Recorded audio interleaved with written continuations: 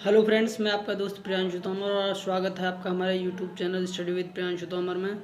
और जैसा कि बीच में कुछ इकोनॉमिक प्रॉब्लम्स की वजह से वीडियो अपलोड नहीं हो पा रही थी, तो फिर अब हम रेगुलर आपकी वीडियो अपलोड करेंगे। तो बस इतना ही, हम अपना लेसन शुरू करते हैं आगे से।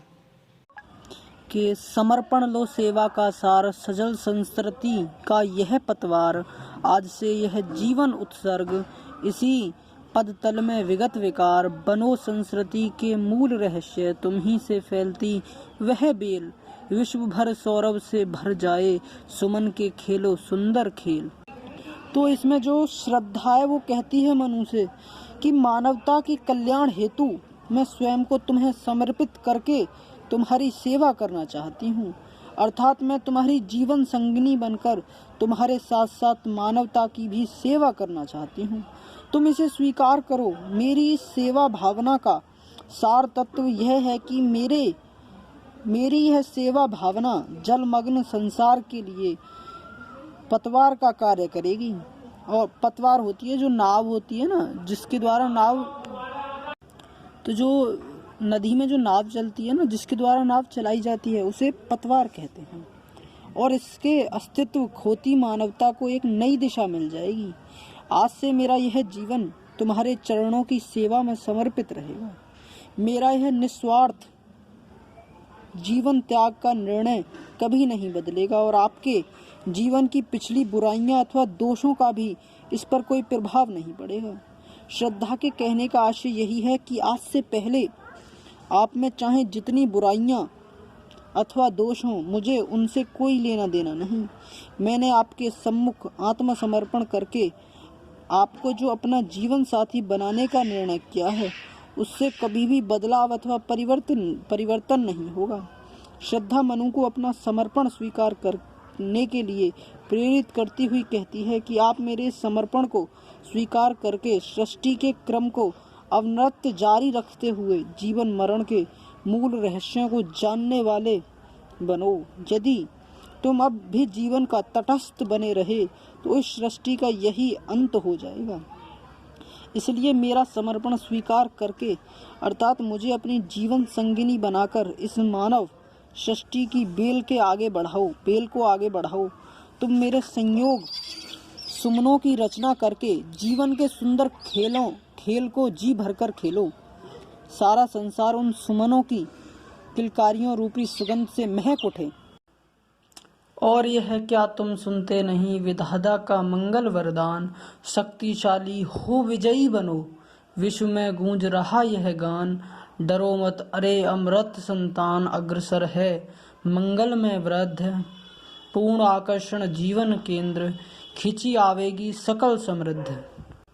तो इन पंक्तियों में जो श्रद्धा है वो मनु से कहती है कि आपने इस सृष्टि की रचना करने वाले उस विधाता का वह कल्याणकारी वरदान नहीं सुना, जिसमें उन्होंने कहा कि शक्तिशाली बनकर विजय प्राप्त करो।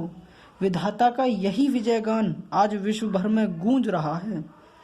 श्रद्धा कहती है कि हे देवपुत्र मनु, आप इस नवीन सृष्टि का विकास करने के लिए तैयार हो जाइए।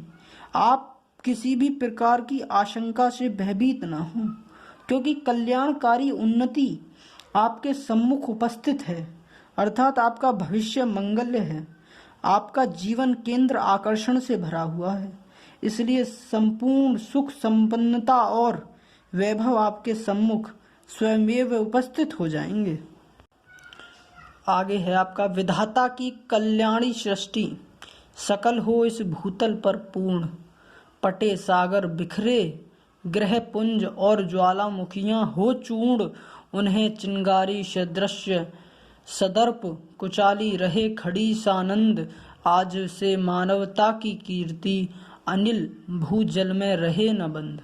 तो इसमें भी श्रद्धा कहती है कि तुम नवीन उत्साह से भरकर अपने कर्तव्यों का निर्वाह करो, जिससे विधाता की सर्वोत्तम कही जाने वाली तथा समस्त संसार का कल्याण करने वाली मानव सृष्टि अपनी वंश वृद्धि में सफल होकर इस पृथ्वी पर पूर्णता को प्राप्त करे। तुम्हारे सार्थक प्रयासों और कठोर श्रम से यह उफनते हुए समुद्र पट जाएंगे। ग्रह नक्षत्र तुम्हारे चारों ओर बिखरकर अपना विभव लौटाएंगे और महाविनाश बरसाने वाले ये ज्वालामुखी चूर्ण चूर्ण होकर सदैव के लिए शांत हो जाएंगे।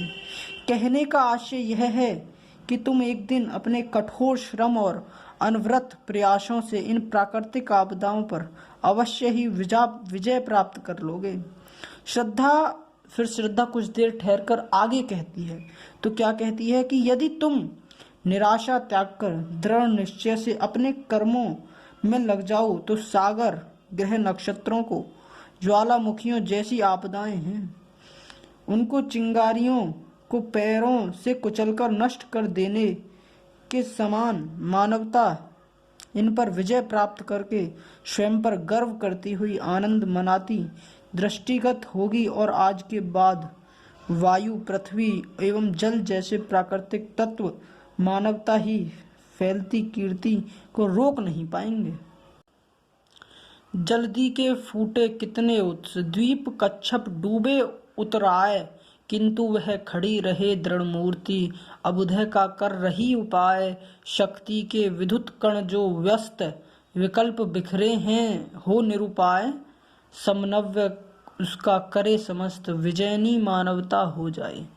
तो इन पंक्तियों में जो श्रद्धालु मनु को समझाते हुए कहती है कि तुम अभी प्रलय काल के समय को देखा कि इस पृथ्वी सहित संपूर्ण सृष्टि को निगल जाने के लिए समुद्र के कितने स्रोत फूट पड़े थे, जिनके परिणाम स्वरूप पृथ्वी के समस्त द्वीप और कच्छप आदि सभी जीव जंतु उसमें डूबने उतरने लगे थे।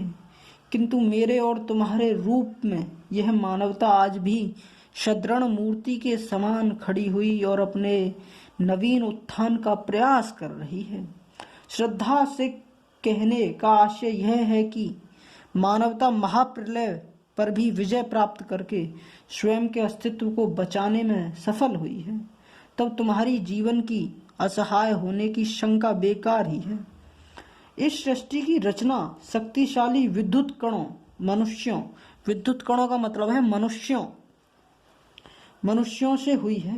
किंतु जब तक ये विद्युत कण अलग अलग होकर भटकते रहते हैं तब तक ये शक्तिहीन बने रहते हैं, अर्थात किसी भी प्रकार के निर्माण में असमर्थ रहते हैं। पर जिस क्षण ये परस्पर मिल जाते हैं तब इनमें से अपार शक्ति का स्रोत प्रफुल्लित होता है।